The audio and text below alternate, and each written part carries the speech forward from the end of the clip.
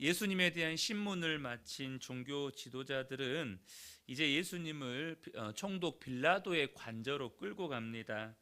그런데 여기에서 이 종교 지도자들의 역겹고 위선적인 모습을 발견하게 됩니다.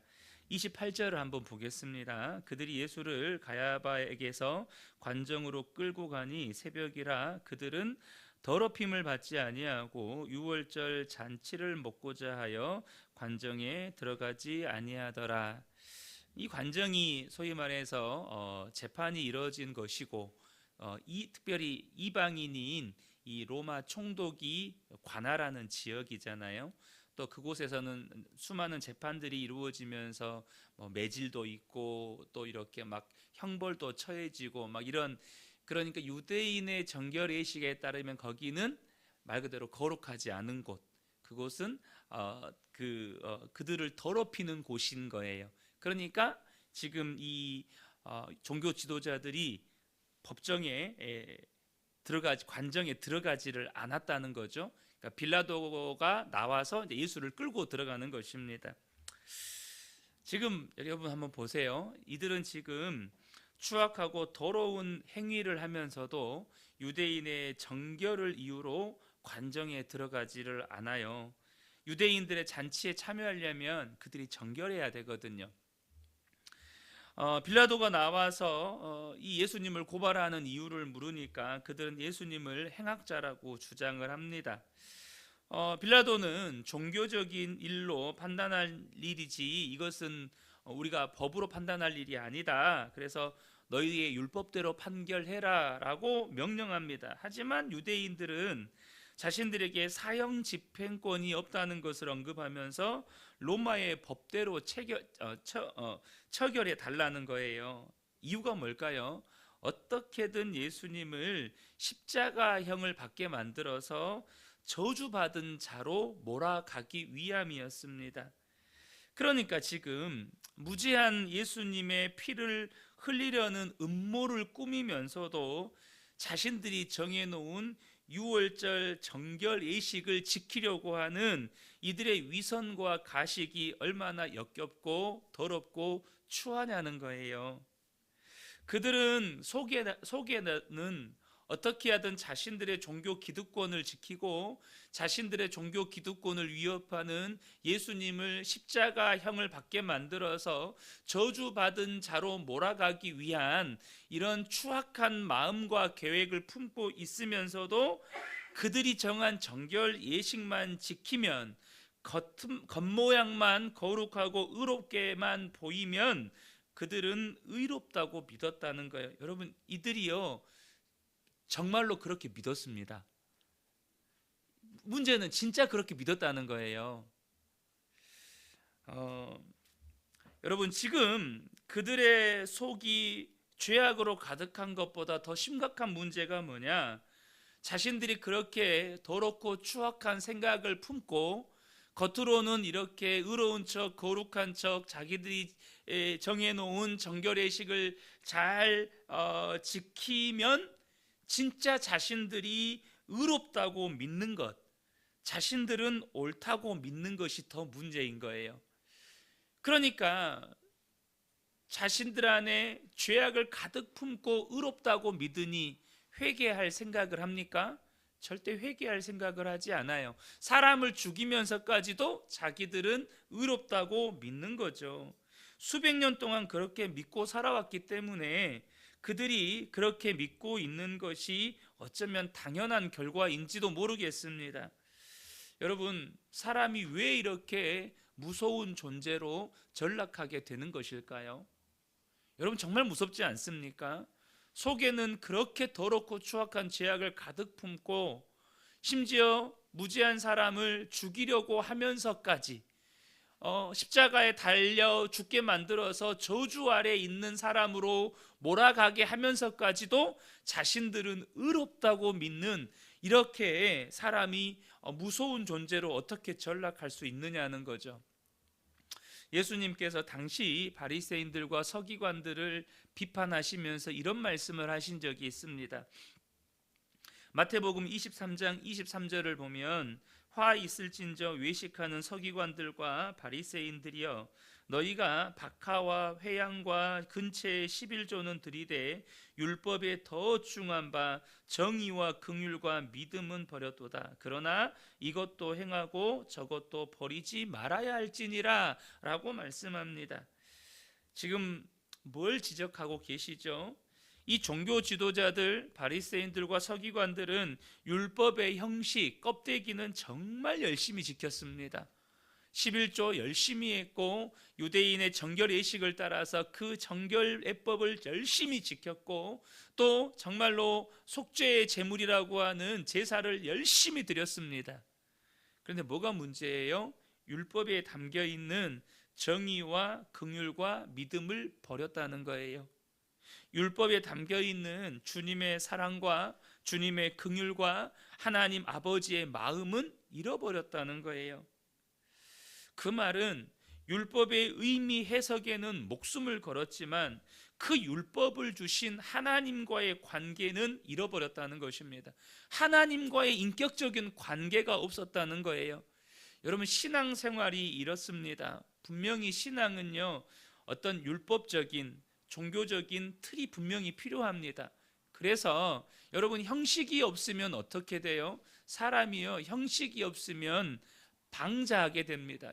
다시 말하면 형식이 없으면 방종하게 돼요. 내 마음대로 하는 거예요. 내 마음대로. 예배 드리고 싶을 때 드리고, 안 드리고 싶으면 안 드리고, 기도하고 싶으면 기도하고, 기도 안 하고 싶으면 안 하고. 사람은 이렇게 돼요. 그래서 하나님께서 형식을 주셨어요. 우리가 시간을 정해서 함께 모여서 예배 드리는 건 이러한 형식이 없으면 사람은 방종하게 되거든요. 그런데 여러분, 더 중요한 게 있죠.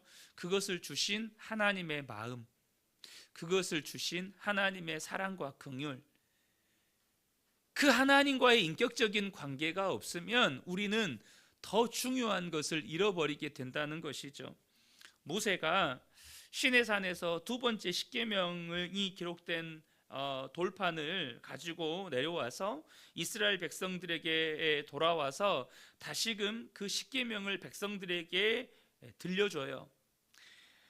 모세가 전한 말을 다 들은 이스라엘 백성들의 반응이 있습니다. 신명기 5장 27절에 보면, 당신은 가까이 나아가서 우리 하나님 여호와께서 하시는 말씀을 다 듣고 우리 하나님 여호와께서 당신에게 이르시는 것을 다 우리에게 전하소서. 우리가 듣고 행하겠나이다. 여러분, 얼핏 보면요, 우리가 하나님 말씀에 다 순종하겠습니다 이렇게 들려요. 그런데 그 말이 아니에요. 무슨 말이냐면, 우리 대신 당신이 하나님께 가서 하나님이 하신 말씀을 우리에게 전해만 주세요.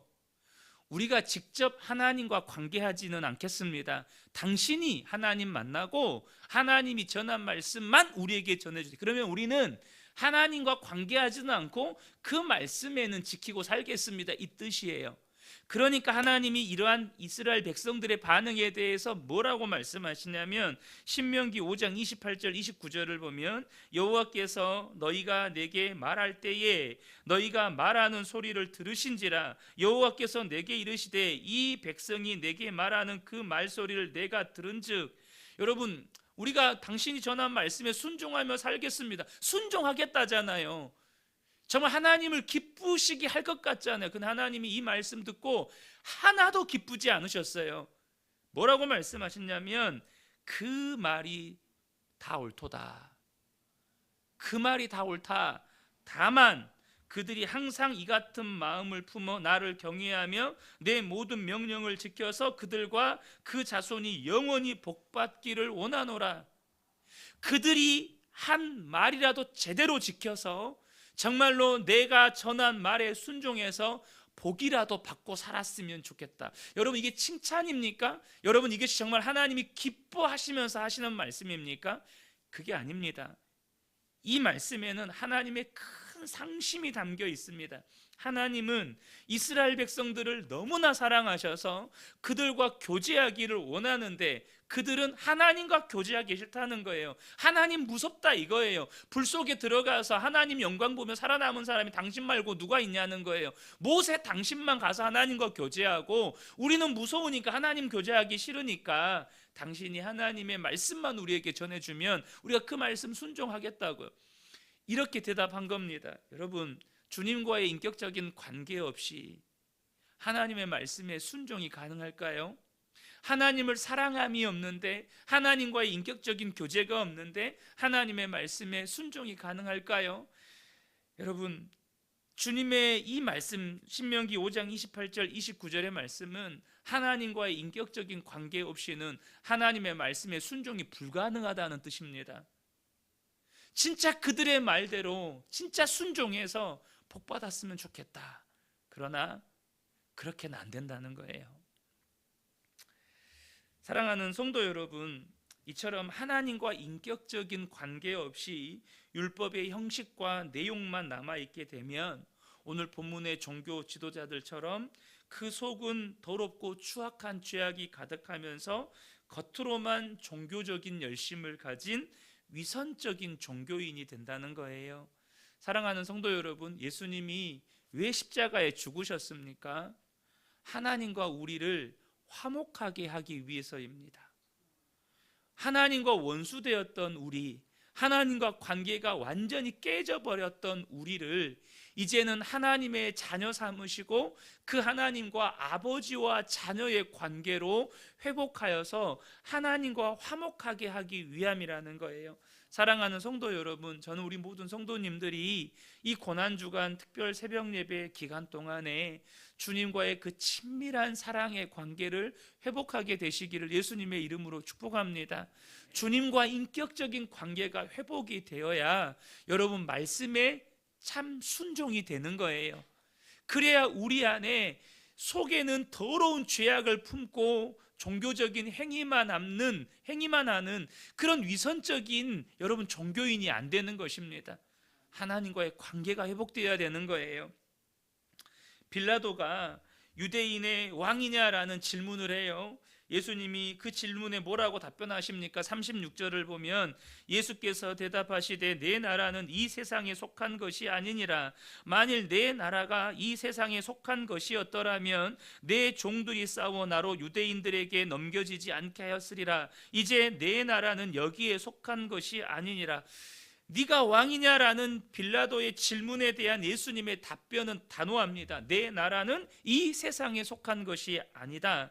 여기는 이 말씀에는 이중적인 의미가 담겨 있습니다. 먼저는 지금 예수님이 종교 지도자들의 고발에 의해서 빌라도에게 끌려왔잖아요. 그런데 이 말씀은 뭐냐면 자신이 끌려온 이유는 어떤 혈육이나 혹은 정치적 반역과는 아무런 관계가 없다. 순순히 내가 지금 여기에 끌려온 이유는 어떤 내가 위법한 일도 행하지 않았는데 여기에 내가 지금 끌려온 것이다라는 자신의 무죄함을 이 말씀 속에서 담고 있습니다. 그런데 이것보다 더 중요한 게 있어요. 문자 그대로의 의미예요. 무슨 말입니까? 주님이 통치하시는 나라는 결코 이 세상에 속하지 않았다는 거예요. 하나님 나라는 이 세상에 속한 것이 아닙니다. 이러한 예수님의 답변을 빌라도가 전혀 이해를 못해요. 그는 하나님께 속한 자가 아니고 예수님을 주로 고백하는 자가 아니니까 이 말이 무슨 말인지를 이해를 못해요. 그러니까 그러면 네가 왕이 아니냐 이렇게 질문을 해요. 그러니까 지금 예수님이 사용하는 예수님의 말씀과 지금 빌라도의 언어가요 전혀 다른 언어예요. 예수님은 하나님께 속한 믿음의 언어를 사용하고 계시고 빌라도는 세상에 속한 언어를 사용하고 있어요. 이 세상의 상식, 이 땅의 지식, 이 땅에서 통용되는 원리를 가지고 예수님께 질문하는 거예요. 그런데 예수님은 하늘에 속한 원리와 하늘에 속한 이 믿음을 가지고 답변을 하니까 이 두 사람의 대화는 전혀 접점을 찾을 수가 없는 것이죠. 네가 왕이 아니냐라고 질문을 할 때 예수님이 또다시 재차 답변을 합니다. 37절을 보겠습니다. 예수께서 대답하시되 내 말과 같이 내가 왕이니라. 내가 이를 위하여 태어났으며 이를 위하여 세상에 왔나니 곧 진리에 대하여 증언하려 함이로라. 무릇 진리에 속한 자는 내 음성을 듣느니라. 이 말씀 속에는 너는 진리에 속한 자가 아니기 때문에 지금 내 말이 무슨 말인지 하나도 못 알아먹고 있다, 이런 의미를 담고 있어요. 지금 36절 37절이 굉장히 중요하고 이 말씀을 가지고 우리가 길게 나눌 수 있는데요, 시간이 없기 때문에 아주 간략하게 말씀을 드리겠습니다. 예수님의 선언은 명확합니다. 예수님의 선언은 딱 세 가지로 축약이 됩니다. 첫 번째, 예수님은 왕이시다. 37절 보죠. 37절에 내가 왕이니라. 예수님의 선언은 명확해요. 주님은 왕이십니다. 그러므로 여러분, 예수님을 주님으로 고백하는 사람은 예수님을 왕으로 모시고 살며 예수님의 다스림을 받습니다. 사랑하는 성도 여러분, 오늘 하루 예수님의 다스림 속에 살아가게 되시기를 예수님의 이름으로 축복합니다. 주님이 왕이심으로 주님이 우리를 다스려야 한다는 것입니다. 두 번째는 주님의 나라는 분명히 존재해요. 이 세상에도 존재합니다. 그러나 결코 세상에 속하지는 않습니다. 이 세상에 존재하나 세상에 속하지가 않는다는 거예요. 그러므로 예수님을 주로 고백하는 사람은 이 세상에 안주하지 않습니다. 이 세상이 영원할 것처럼 살지 않습니다. 히브리서 11장의 믿음의 사람들처럼 영원한 본향 하나님 나라를 바라보고 그 나라를 고대하면서 그 나라에서 상주심을 바라며 이 땅에서 나그네로 삽니다. 주님의 나라는 이 세상에 존재하지만 이 세상에 속하지 않습니다. 세 번째는 뭐냐면 주님은 진리를 증언하러 오셨고 진리에 속한 자는 주님의 음성을 듣는다는 거예요. 베드로는 진리에 속한 자가 아니기 때문에 주님이 무슨 말을 하는지 전혀 알아듣지를 못합니다. 사랑하는 성도 여러분, 지금 이 새벽에 저를 통해서 선포되는 말씀을 들으시죠? 여러분, 이 말씀이 무슨 말씀인지 이해되시고 믿어지시죠? 그러면 저와 여러분은 진리에 속한 자입니다. 주님은 오늘도 주의 말씀으로 저와 여러분을 인도하실 것입니다.